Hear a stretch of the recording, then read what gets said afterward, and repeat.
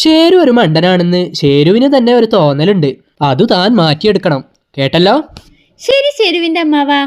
ഷേരുവിനേക്കാൾ വലിയ മണ്ടന്മാർ ഈ കാട്ടിൽ തന്നെ ഉണ്ടെന്ന് ഷേരുവിന് മനസ്സിലായാൽ മതി. അപ്പോൾ ഷേരുവിന്റെ ആത്മവിശ്വാസം കൂടും. ഞാൻ ശരിയാക്കാം അമ്മാവാ. ആനച്ചേട്ടൻ ഇവിടെ ഒന്ന് നിൽക്കാമോ? എന്നിട്ട് വാൽ ആ തുളയിലൂടെ അപ്പുറത്തിടണം. എലിക്കുട്ട, ഇനി താൻ ആനച്ചേട്ടന്റെ വാലിൽ പിടിച്ചു തൂങ്ങണം. ഓ ശരി ശരി, തൂങ്ങി.